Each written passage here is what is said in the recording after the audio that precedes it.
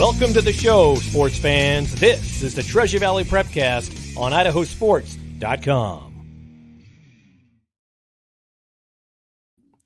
That's right. Welcome in another off-season edition here on IdahoSports.com of the Treasure Valley Prepcast, where we talk the biggest stories in District 3 athletics week in, week out, 6A all the way down to 1A here in the great state of Idaho, that whole Treasure Valley. My name is Brandon Baney. Let's bring in our Treasure Valley resident and expert, Logan Green. LG, what's going on as we hit the end of July and get ready for August? Yeah, man. You know, I'm in the grips of when does school start? That phase of kids is summer, right? Mom, Dad, entertain me every second of the day. Like, no, thanks. I'm not going to do that. So, as we get down to the end of July, we can see the light at the end of the tunnel, Brandon. Yes, for parents everywhere. Hey, when does school start again? We gotta figure this out. Yeah, for sure. So Logan, we've been doing these off-season interviews throughout the months of June and July here on IdahoSports.com. Earlier this summer, our first Treasure Valley off-season interview was with Ethan Ingram from Vision Charter, the first boys basketball player in school history to sign with a college to continue playing hoops. And also Jason George, the boys basketball coach from Vision Charter, was on with us during that off-season interview as well. But we have done basically one per week from each of the regions we cover: North Idaho, Treasure Valley, Magic Valley, and East Idaho. And barring something happening here in the next couple of days, Logan, this is probably going to be our last one before we kind of take a hiatus and then come back in August with our regular weekly Treasure Valley Prepcast, because the start of another athletic season is like not that far away. No. Yeah, I think I've seen like people say, football practices start soon, and we're not that far away. Yeah. So buckle up, and here we go. Our guest for today's off-season edition of the Treasure Valley Prepcast is a guy who told me before we came on air, Logan. He said basically, I'm in the office like every day now working, like summer is officially over. This is the athletic director from Cole Valley Christian School, Connor Jackson. Connor, welcome. What's up, fellas? Good to see you. Yeah, likewise. So are you in your office right now? Back at it. Yep. Every day. My wife loves it. Well, so take us through what are you doing? Because we're still in July. Competitions and practices don't start for another couple of weeks still. But like you said, this is the time of year where you're pretty much grinding every day in your office. What are you working on? What does an athletic director have to work on at this point in the season? I don't know. I always want to ask the public school athletic directors that, because I think they get most of the summer off. I'm here Monday through Thursday. We get like a little 3-week break at the end of June into July. It's as we were talking off air, like you're working on schedules. I'm working on schedules. I think there's a little bit of, I've been trying to figure out what spring is going to look like. I'm trying to get ahead. But with the kind of state baseball looking a little different next year, I know that the SRV hasn't really even come out with the conference schedules, but I've been busy. I built a new athletics website for Cole Valley Christian, and in the process of trying to launch a new mobile app, hopefully that's in line with kind of what you see at the college level. So that's been some of the fun projects that I've been working behind the scenes as we get ready to move up classifications to the SRV here in the fall. So how that's the elephant in the room here with Cole Valley, right? The change, right? Moving up. How is that affecting your schedule? Because you had, you were all used to making your, regular schedules, right? With, you had Marsing, New Plymouth, Ambrose, Nampa Christian, those schools for years, right? That were part of your conference. And now you're going into a new conference. So how has that been trying to line up conference schedules and non-conference schedules? Yeah, it's unique. It's different. I think it's sport to sport is what's making it unique, because as I've had the kind of the ability to work with my current ADs in the WIC, like building some non-conference schedules. But I know like there's some of my coaches that are like, hey, we want to now that we're 4A, we want to play some of the bigger schools and give ourselves some exposure there. And quite honestly, there's some WIC schools based on, again, by sport. They're like, hey, we don't necessarily want to play you in this sport. And so it's been interesting. Like as we talk to some of the 5A schools now, and then talking with the WIC, right? Because in some ways there's a lot of built-in rivalries and great relationships that have been established over the years. For instance, girls basketball, Melba. I was taking a walk just yesterday thinking to myself, in some ways, that since I've been here now going on 7 years, that's right up there with Duke and North Carolina. I'm not joking. In 7 years, I think there's probably been one game that was not down to the wire. And so it's like we want to preserve some of those rivalries that are sit there. Obviously, our relationship with Nampa Christian, boys basketball with Ambrose for the last couple of years has just gone back and forth. So there's some things there that's like, hey, no matter what, we want to make sure that we get a game, if not two, on the schedule. But also there's just kind of new relationships that I'm jumping into with some of the bigger schools of like, hey, you guys want to play us now? And relationships that I haven't had in the past. So yeah, you're just trying to figure and navigate all of those new kind of avenues and trying to figure it all out. It's been different. So before we dive into what lies ahead for Coal Valley Christian now as a 4A school, which again, to remind everybody, is what used to be 3A. Everybody changed classifications. It's going to take time, right? People are going to be screwing this up for the next year, and then they'll finally. We've been taking full advantage of it though. Like I created this hashtag as we built the new website, Level Up 24. I thought I was being clever. We're going from 2A to 4A, and it's the year 24. But like it sounds like more than it actually is, because like, whoa, you're moving from 2A to 4A, what? And it's like it's really 2A to 3A, but at the same time they changed the classification. So it sounds like we're making this steep jump to classifications when really we're just moving to the SRV. Yeah, that's funny. But let's look back on what was Coal Valley Christian's last year as a member of the 2A, soon to be 3A Western Idaho Conference. It was an incredible year for Coal Valley Christian athletics. 8 of your 9 athletic programs qualified for state, including for the first time ever, all of the spring sports with baseball and softball and track and field. And so, the one team that didn't make it to state still had a great season. That was the football team, but every other sport got to state. I mean, what an incredible year it was, Connor.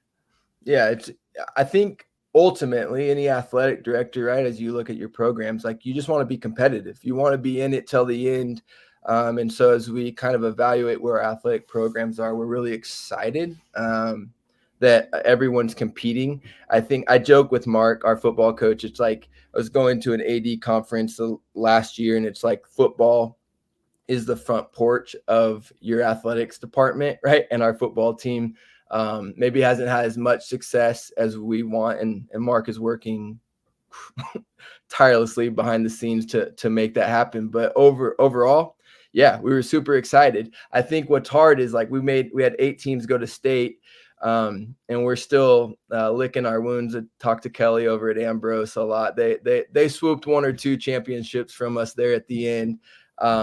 It was some great competition in the boys basketball arena as well as golf. But yeah, overall, we're super satisfied with where we're at, and we just keep trying to excel still more in all of the programs that we have. Was there one that was most rewarding or more rewarding than the others to see make it to state? Yeah, I think of 2. The softball, because it was where it was, right up in Orofino, may have not have gotten the press had it been maybe in the Treasure Valley or whatever. But that state softball tournament, I was at the whole thing. You could have written a movie about it. It was hands down the best high school athletics event I think I've ever been to. We played Malad, right? The day before in this, what would be the semifinal game, but it's a double elim, and we lost like a 1-run game against a Malad team that hasn't lost a single game in 3 years. And I went back to my hotel room just slumming. I'm like, man, we are not going to get a state championship this year when we've had, I mean, our volleyball team had a chance there at volleyball. Our cross country team had a chance, obviously boys basketball. And I'm sitting there in the spring like, this is a bummer. And so my volleyball coach and I had a phone call the next morning where he was encouraging me and just telling me, hey, things are going well. You fight the good fight. And then all of a sudden I rolled out to the state softball tournament that last day. Our girls played a great game against New Plymouth, won. And so now we're lined up with Malad. We're going to have to beat them twice if we're going to win state against a team that hasn't lost a single game in 3 years. You're not going to do it. And we took it to them the first game and played really well and won. And it's like, all right, like, we'll see. And then you go into that last game, our catcher is at the end of the day has caught like 20 plus innings. It was super hot out there. Our pitcher ended up going down in the 5th inning. Like she dropped at first base from like a heat stroke. And we had to turn the last 2 innings over to our freshman pitcher who's not, she's a freshman in that kind of situation. And we were up like 2 runs against a Malad team that was just, they had us on the ropes. And so you're just sitting there like kind of the inevitable is about to happen. And they took us to extras. They scored, I think they had a base runner on 3rd with 2 outs. And they hit one through, I think the 5-6 hole, got the run to tie it to go to extra innings. And I was just like, man, we were so close to winning this thing. And we had the bottom of our lineup coming up. They start the extra innings and with like 1 out, hit a shot to our shortstop, Lola, who catches it, runs to 3rd, doubles them up.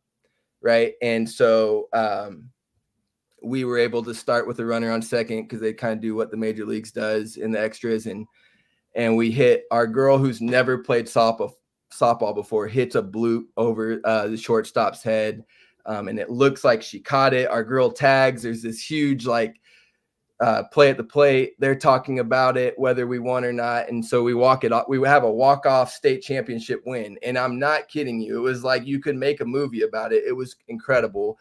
And so like we came home that night. Just again, you have to win 2 games against a team that has literally not lost in 3 years. I think Malad's won 4 state titles in a row.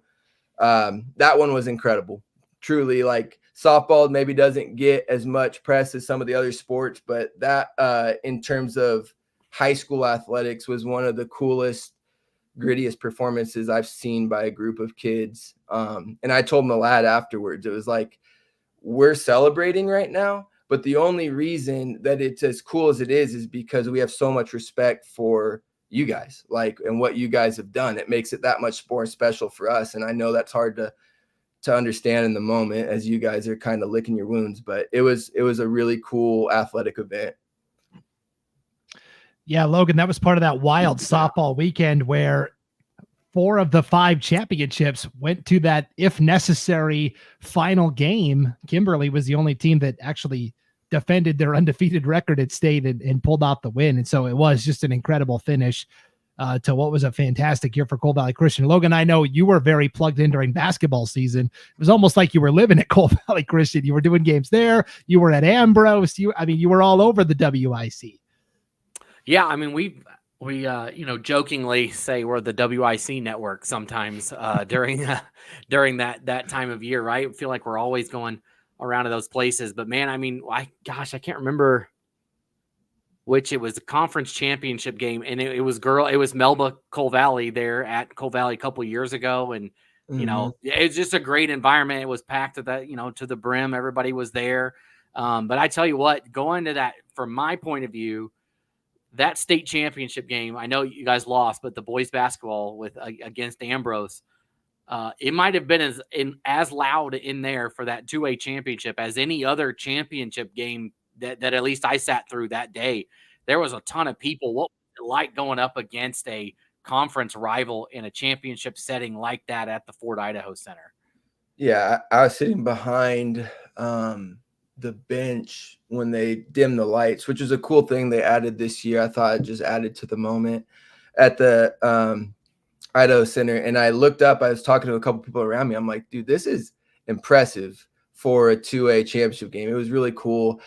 There were so many storylines, as I think a lot of it has been documented by now, but there's a lot of cool relationships between Ambrose and Cole Valley Christian, and I have a great relationship with Kelly, who's the AD over at Ambrose. Obviously, Ken Sugarman and Dan Waldeck have been best friends for a long time. They coach college basketball at the Masters University for, I think, over a decade together, but they're best friends. Ty Hughes, who killed us in the game, and Ben Beglinger, who's one of our focal points of that team. They've been best friends since they were kids, and they've talked about playing in the state championship since they were little. And so, like, all of that coming to fruition on that last day. Both of our games this year were overtime. Like, we beat them by 3, and then we obviously, Paul, I think, was in the house for the game at our place on senior night, and beat them, hit a buzzer beater to go to overtime, and then had like a last second kind of crazy game against them. So yeah, going to that, we obviously didn't play well in the first half. Our guys came back. Eli was, 3 rimmed out at the buzzer there. We would have went to overtime yet again with them.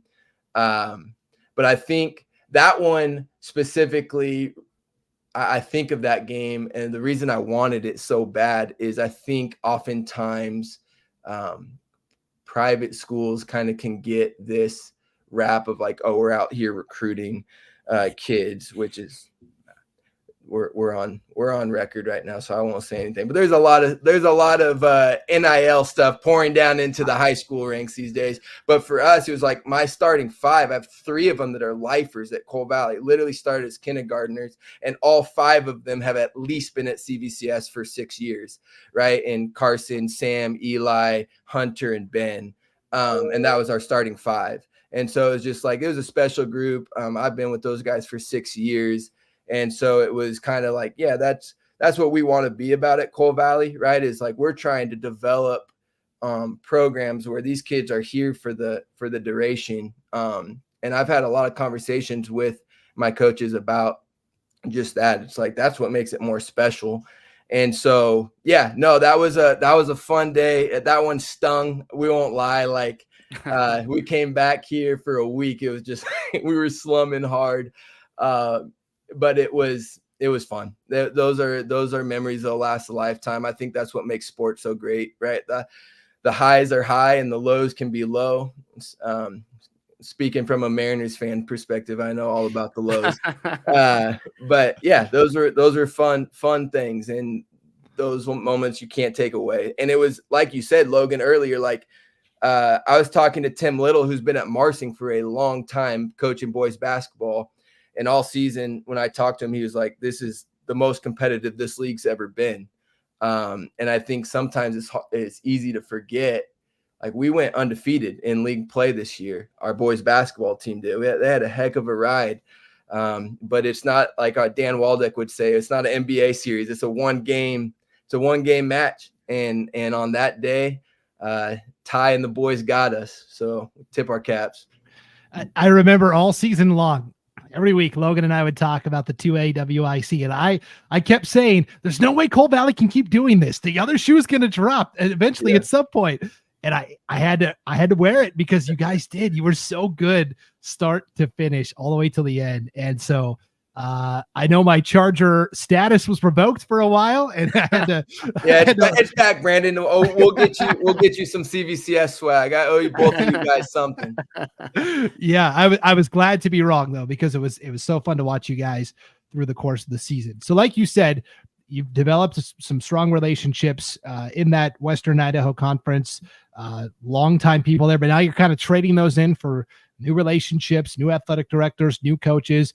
Is there a coach or an AD in this new Snake River Valley Conference that you've kind of gravitated towards in your early dealings with everybody?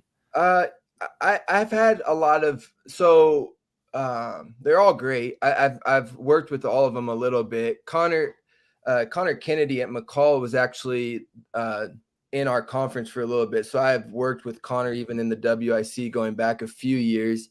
And then Casey, we both serve on the commissioner advisory board together for the last couple of years. He was a 3A rep. I was a 2A rep. I think he's given that up to me now that I'm moving into the SRV. Doesn't need to drive out here. But so I have a relationship with most of them, at least a little bit. And then obviously Casey Clark, who was at AD at Melba for a number of years. He and I became really close friends. He's a VP over at Weiser. So there's definitely some relationships there. I'm definitely a creature of habit and don't like change. So I got pretty emotional in my last AD meeting at the WIC, just thanking all of them just for the relationships, because honestly, it is, you kind of understand what they mean when you hear like the Heisman fraternity or whatever. It is like no one else understands the AD gig other than other ADs. And so it becomes a little bit of a fraternity amongst one another. And so I appreciate those relationships, and I'm definitely going to miss everyone in the WIC. Tina Pelkey was a huge help to me as I started as a young whippersnapper back in 18, my first year as AD. So yeah, definitely going to miss those relationships and looking forward to working with these guys in the SRV. Yeah, Logan, it's going to be interesting with all of the similar names that are in this SRV now. So Connor laid out a couple of them, right? There's Connor Kennedy at McCall Donnelly. That's Connor with one N. Yep. And this is Connor Jackson with two N's. Otherwise, Connor spelled the same. Casey Clark, who's the vice principal at Weiser. Casey Grove, who's the athletic director at Homedale. And then you've got two VWs, right? You've got Mark Van Wee at Fruitland, and then you've also got Bo Von Bretthorst at Weiser, right, as the ADs. Yeah, both great dudes too. I've really appreciated getting to know Bo and Mark. They're good dudes. So least favorite part is the AD meetings are now, I think, out towards Payette. So I got an hour drive instead of driving out to Nampa Christian. I've been spoiled. So that'll be a little bit of a little different, but looking forward to it. Yeah, all of a sudden your road trips are now infinitely more long, right? I don't know what the word I'm looking for there is. Longer. Brandon, air, that's been the sell. I think that's been the selling point for Ambrose and Nampa Christian as they try to hire similar coaches. Is like, hey, you're not gonna have to travel as far now as Coal Valley. My rebuttal to that is at least this year is we've done a lot of just switching, in the sense that our non-conference games are conference games and our conference games are non-conference, because we still have a lot of Melba, Nampa Christian, New Plymouth, all those teams, Ambrose, who were kind of playing in non-conference. So it's really just a flip-flop for our schedule, at least for the next 2 years, and then we'll see what happens after that. But yeah, no doubt, more trips out to McCall, Homedale, Weiser. It'll be a little bit extra mileage for our transportation department. For sure. And then, on a North Idaho off-season podcast we had Michelle Barger, the girls basketball coach from Grangeville, on. Yeah, she's exactly what their mascot is, man. Michelle's a bulldog. No doubt. She told us that they're swinging through this season. They're going to play Ryrie at a neutral site in Mountain Home. But the night before that, she said they were going to swing by your place and play Coal Valley. Yeah, no, that's just another great rival. I mean, we've gone back and forth with them. We have so much respect for Michelle, and her team's grind. And so we love playing with them when we can. And they're going to bring back another good squad. So it was important for Beglinger and I to try to get them on the schedule. So we're happy it worked out. We're looking forward to it. And that's the thing too, is like how much between the 2A, 3A, we've always felt like they're similar. And so like there's great teams now. What will be the 3A? There's still really good competition there that we don't want to lose. So it's like, it's good to get Melba on the schedule. It's good to have Grangeville still there. Those teams will make us better as we get later into the season. For sure. So tell our audience a little bit about just Coal Valley Christian School, because we think private religious schools and everybody immediately thinks Bishop Kelly, right? They are kind of the gold standard in terms of how you do everything. But like you said, there's some misconceptions. There's people that think, oh, they just recruit everybody. And I mean, you do operate a little bit differently from the public schools, but just kind of explain to our audience what Coal Valley Christian School is all about. Yeah, I mean, I think we're the biggest private school K through 12. I may be speaking there, but K through 12, I think we are the biggest private school. And our school, I mean, as you see, we're moving up classification. Of course, we're going to be at the bottom of enrollment of that classification now for a few years until we move to the new campus. But yeah, we're a Christ-centered education. That's our focus. I always tell parents at our beginning of the year coaches or parent meeting rather that I don't think that being Christ-like and competitive are mutually exclusive. I tell them that every year. I think those two things can be blended.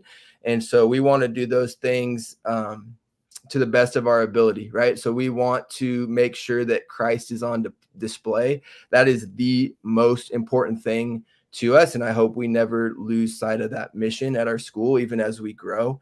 But we want to excel in athletics. We want to bring in really high quality coaches. I feel like we've done that even this spring. We lost some really good coaches in Doug O'Brien on the volleyball side of things. Dan Waldeck is leaving boys basketball, and we even lost our strength and conditioning coach.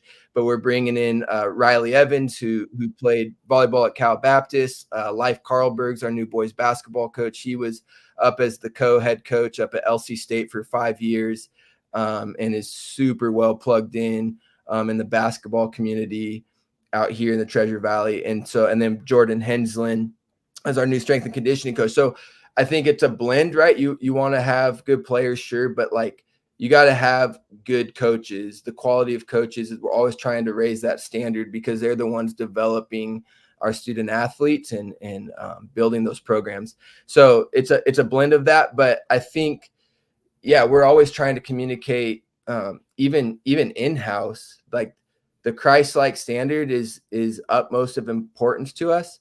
But we also want to excel in athletics. And so we're trying to strive for those two things at the same time. You guys may have heard of or driven by Owyhee High School. We got a new, we have a capital campaign that's kind of underway. We're trying to build a new campus over there where the K through 12 will be all on one site. And so we'll have our own baseball, softball field, a new football stadium, track and field, all of that stuff. And at that point, our school will grow even more because we'll have more room to. But right now we're kind of at capacity until we move to that new campus. And so it is what it is. Yeah, I think there's almost a renaissance of more parents and kids are maybe looking at private religious schools as opposed to just the public schools that are in town. I know in Moscow, up in North Idaho where I live, there's a religious school called Logos, and they're doing the same thing you guys are. They're going to expand to K-12. They're growing all the time. They're building kind of a brand new campus where everything is going to be all in one place. And so it is interesting to see it swing a little bit the other direction. The other thing I was going to ask is that I know at a lot of religious private schools, there is an emphasis placed upon, okay, if you're going to come here and be a student, you're not just going to be a student, you're going to be involved in extracurricular activities. And so some of these schools have participation rates of like 90% or greater in terms of the student body that are participating in extracurriculars. Is that something that is also happening at Coal Valley? Yeah, I think that's probably the biggest concern that I have whenever we get to the new campus is in some ways, right, we'll have this shiny new toy and with a new campus, new everything. And so we just want to make sure that we're partnering with the right families, that they're here for the right reasons. I think sometimes it'll be only athletic motivated, and that's saying coming from the athletic director. But I genuinely, I'm on mission with the school of, we want to make sure we're partnering first with families that want to be here because they want their kids to have a Christ-centered education. And that will be a challenge, as it always is, as schools expand and grow. But there is value. It's not just athletics, right? Whether it's the drama department or whatever it is, when you have kids that participate in some of the extracurricular stuff, there's more buy-in from the families and the students to be part of the Coal Valley Christian community. And so we want both. But yeah, like there's obstacles and things that you got to be aware of as your school gets bigger. And so we'll just have to navigate that as time goes. But we feel like we're in a really good place. Again, I think we have a remarkable staff at Cole Valley Christian, and just people that are willing to be invested in the student's life, disciple them, and love on them. So I think that's what makes Cole Valley Christian unique. So we're super relationally driven to love on the students here. Yeah, and that's I know a lot of times people will shorten it to Cole Valley, if we're putting a team on a bracket or something. Yeah. I always try to include that Christian part, because I think that's one of the most important things you can do. I feel like you guys get shortchanged sometimes. I know it's a long name, but when they just put Cole Valley, I think I try my best when I make those graphics. If it doesn't fit, then I do. It's only because it's too long. I'm smiling because you guys have no idea how appreciative our upper admin would be, our superintendent Alan Hallett, and even our CFO Brett Molman would be thanking you guys right now. It's always, even as an athletic director, we kind of go back and forth because I've been just trying to use CVCS because it's hard, right? You can't put Cole Valley Christian on everything. But yeah, so sometimes it does get shortened to Cole Valley, even at games. You're like, hey, wait a second. We want to make sure that we're understood as a Christian school. So yeah, I'll throw CVCS on more and more stuff. Just it's the acronym. It gets the point across. But yeah, no, I laugh because you'd have no idea how many conversations, even internally, that we have on our branding. Yeah, to the point where I first got to Idaho, and I thought Cole Valley was just the name of the town or something. I'm like, oh, it's probably because I lived in East Idaho. You know, Treasure Valley was a whole new world to me. And then my first interaction with anything Cole Valley Christian athletic related was, I think it was Coach Moreno's first year as the football coach. You guys were playing at Westside in a non-conference football game. And so I was down there to broadcast it. Shea McClellan was on staff. He was the defensive coordinator, just a rock star coaching staff. He's now Dustin at Valley View. Was there. Yeah. And Boise State. I was like, these guys are pretty cool. And, that game didn't go well for you guys, but not so much, but it's the people too that make the school. 100%. Yeah. I actually we had a coach's banquet for the coach of the year thing that I went to. And the thing I mimicked, as you guys can tell, I'm a big Seattle guy. I grew up in Seattle. So Mike Hopkins, who kind of got let go at UW, had said something in his last press conference. He was like, places are just places. Great people make great places. And that resonated with me for sure. It's just like, it's the people that make anywhere that you go a great place. And I feel like that we have that here at Cole Valley. The context there too, I found out when I got here, because I didn't really have any ties to Cole Valley. I moved here from Southern California back in 2014. I think Cole and Valley, one was a K-8 and one was the high school. And so they merged back in 1999 to make Cole Valley. So that's where the two blended to become what it is today. Yeah, Logan, I've been doing research, going back and trying to compile, playoff history and all this stuff for all the schools. And I'm looking at old records. And I'm like, Valley Christian. I'm like, what is this? Yeah. And that's what it used to be called up until that merger happened in the late 90s. So yeah, that's what it is. Yeah.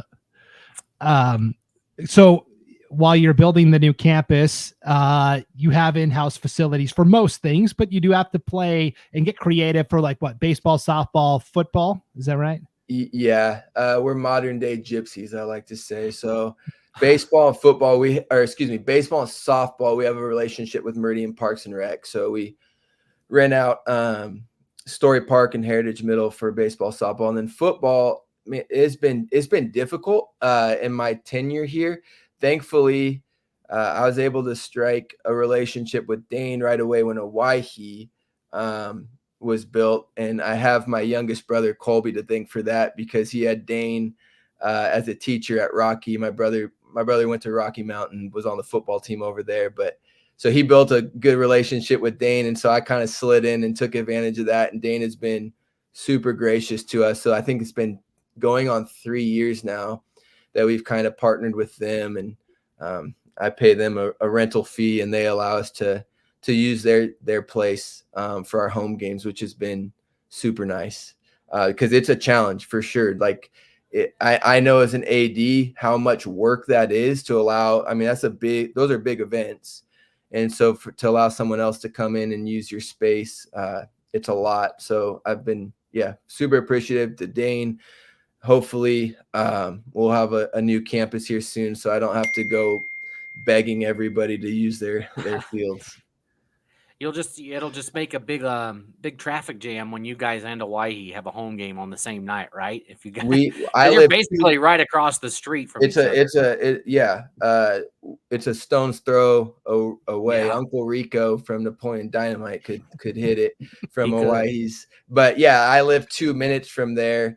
And I'll drive by from time to time, and it's like the new highways being built, the overpass is being built over there, and it'll be interesting. It'll definitely be interesting if we have to, share a game night or whatnot. But I think everyone at Coal Valley is just eager to get over there, get it done. Yeah. Yeah, and maybe I'm just misremembering this, Connor, but for football season, because you are basically, using Hawaii's field, you had to get creative with dates too, right? You've played always a lot of Saturday nights. Yeah, and that it's funny too, because again, I sit on the commissioner advisory board, so the officials are always trying to, with a lack of officials here, like they're trying to push dates to Thursdays or Saturdays, and I tell the SRV, hey, don't worry about it. We'll take care of the entire league. We have half of our games on Saturdays, so we should be taken care of. We have to play some Saturday under the lights.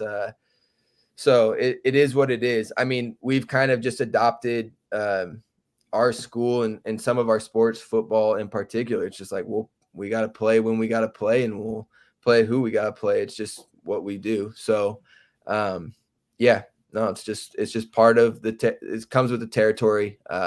Again, Lord willing, someday soon we won't have to do that as much, but it is what it is.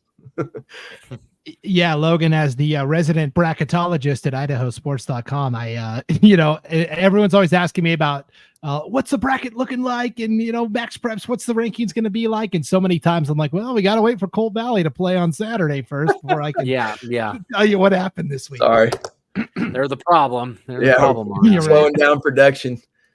Sorry. No, you're good. Logan, do you have any more questions for Connor before we wrap it up?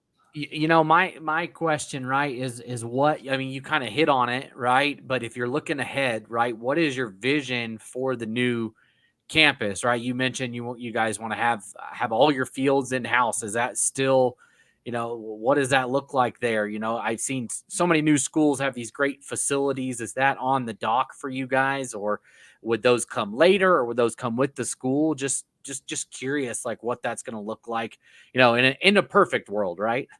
Yeah. So our architects, LKV, our architecture plans are actually, if they're not 100%, they're at like 95% built.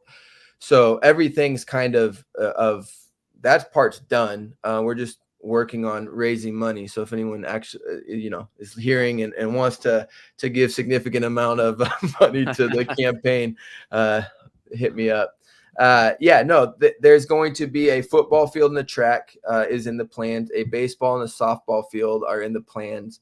A multi-purpose kind of soccer football field are there. And then we have like some elementary kind of green space. And then in addition, we'll have a middle school gymnasium, a high school basketball gymnasium. And I think it's been scaled back for now, but eventually we'll have an elementary gymnasium as well. And so, it's the full deal. We'll have, I've been working with a company as well on the strength and conditioning side. I think we'll have a pretty sweet weight room to go along with that. So it's takes patience. And I think also it's just kind of always weighing out our acoustics. If you've been into our gymnasium, could use some upgrading, but it's just that constant conversation of how much money do we pour into this building when we know that's kind of where we're pushing towards. And so there's a lot of that going on. But it'll be the real deal. It'll be a sweet facility once we can raise the money and start putting a shovel in the ground here in the next couple of years. We'll be over there, and it'll be fun. And just one other thing, I'm glad you mentioned the kids on your basketball team, right, that had been there for many years, because in our position, we hear all sorts of different angles of opinions on various things, and we always hear the private versus public. And I back you guys and all the other private schools. I just don't know why people do have a problem with it. I know you opened this can of worms, so here I am. I did. I didn't start it, and so I- I'm just glad you said that. I'm not going to dig any deeper into it, but and I don't want to go down that route. But I want it, and you said it in your other stuff. It is more. You're not just like going and picking up the best kid and saying, "Hey, come in here. We're gonna load our team and go dominate all these other small towns." Right? That's not where you're starting. You're starting if the family is a fit, if the kid is a fit at the school first, and not on the basketball court, not on the football field. Right? It is about the school and the family and the student first, and then you know what? If you play sports, great.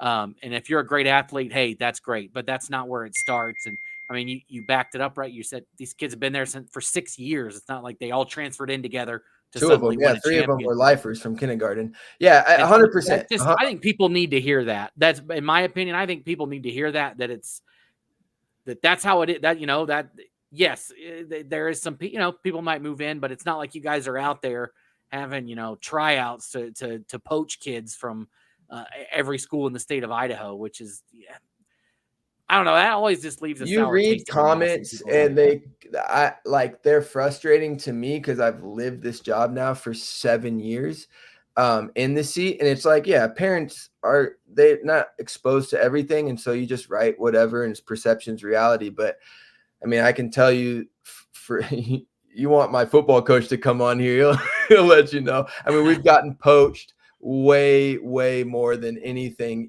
and I think part of it is probably just the fact that we're in the Treasure Valley, and so you have a bunch of bigger schools, right? You have all of whether it's Hawaii, Rocky, Mountain View, all the Eagle. There's just bigger schools around us, and so big fish, maybe so to speak. But yeah, no, like we definitely feel the other side of that way more than we don't recruit. And part of that straight up Matt Beglinger, who was AD for 9 years before I was here.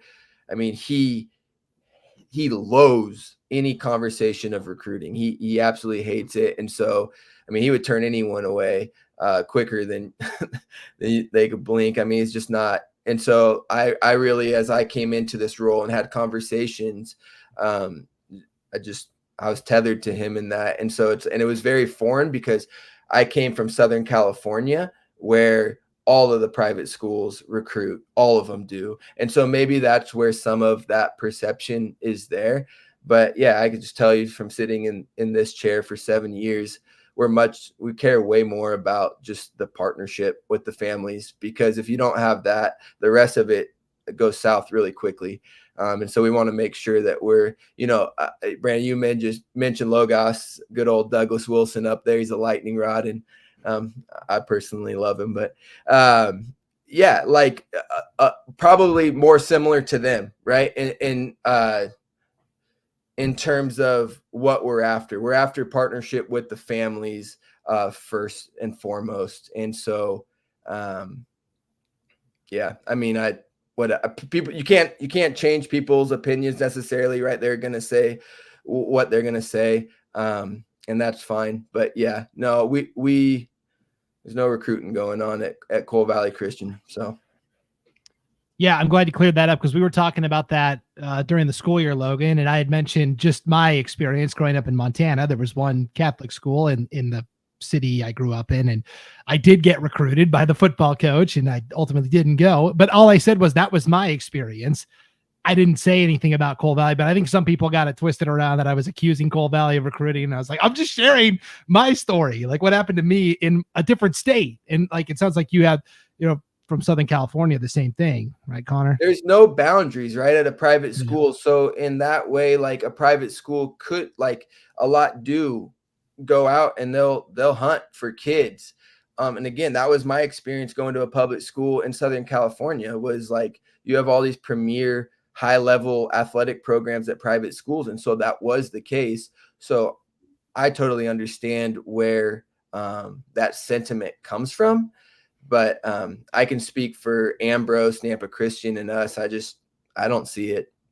We definitely feel the opposite of that more than anything.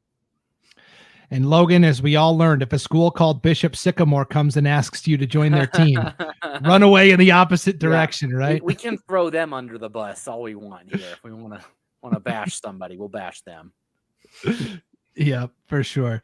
All right. Well, Connor Jackson, athletic director at Cole Valley Christian School. Thank you so much for coming on and taking time out of your busy schedule. I thought in July we'd be safe, but here you are hitting the grindstone even before we get to August. Yeah, no. Yeah. Thank you guys for having me on. I wanted to publicly just tell you guys, thank you for all the visibility that you bring to Idaho prep sports. I don't know that it's always, you guys get the appreciation you deserve, but I know that there's a lot of parents that will send me stuff and they're listening to you. And so I know the high school kids appreciate what exposure they do get. And so I know you guys put a ton into this, Paul included. Like, thank you guys. Appreciate all that you do. Absolutely. All right. Connor, we appreciate the kind words. I'll be emailing you countless times throughout the school year, so I'm looking forward to it. Yeah, do it. And hey, I got some gear for you guys, so send me your size. I'll hook you guys up. All right, sounds like a deal. Yep, awesome. Enjoy the rest of summer and stay cool. Yeah, stay cool out there for sure. All right, we'll talk to you later, Connor. See ya. See you guys. Yeah, thanks, Connor. Bye. There you go, Logan. Connor Jackson from Cole Valley Christian School. One of, we partner with all the schools throughout the state, but some partnerships are stronger than others. And we have a pretty strong partnership with Cole Valley Christian. I know we always say friends of the program, right? And I feel like Cole Valley and Connor are a friend of the program here at Idaho Sports. For sure. So what's going on at IdahoSports.com as we hit the end of July and turn the calendar to August? Well, we're working on our statewide football previews. We write a detailed preview for every single football team in the state of Idaho. Those are up on our site. We're adding more and more every day. We have almost all of the fall sports schedules in. So if you don't see your favorite team schedule yet, just keep checking back. Those are getting put in every day as well. And then Logan, on the sales side of things, we're getting ready for regular season football broadcasts. We've got a lot of exciting new things in the works this upcoming fall season. And so, Logan, I know without all of those great sponsors that help out with everything we do, we wouldn't be able to do all this cool stuff. No, exactly. We can't do it. We literally can't without all your help. I'm in the works trying to find a couple of these Treasure Valley kind of blanket sponsors. So if you're listening in and you're interested in that, just reach out. My email's right there, Logan at IdahoSports.com. If you just want to cover the Treasure Valley in one big blanket and not have to worry about it because you like all the schools like we do, just give me a holler. And you know what? Just look at the schedule. We've got tons of games that'll be coming out. We've got some fun stuff coming down the pipeline. So just be sure to reach out if your business ever wants to get involved here with Idaho Sports and helping get these kids coverage that they deserve. For sure. All right. The next time we are back here on the Treasure Valley Prepcast, Logan, it'll be the proper weekly edition of the show. It'll be probably that second week, that first full week of August. So the week of August 5th is kind of when we're planning to launch season 4 of the Treasure Valley Prepcast, if you can believe it. We go. Yeah. Crazy. Yep. So we're going to be on a kind of a hiatus between now and then. So thank you for tuning into all of these great off-season Prepcast interviews that we've done, your regularly scheduled Prepcasts, plus a few new ones that we're adding to our podcast lineup. You'll have to stay tuned for all of that exciting info. The week of August 5th is when we're launching our new season of all of our Prepcasts on IdahoSports.com. All right, Logan, enjoy the few weeks that are left in July, and I'll see you back here in August. Yeah, sounds great, Brandon. Looking forward to it. All right. For Logan Green, I'm Brandon Baney. Thanks for tuning in to the Treasure Valley Prepcast on IdahoSports.com.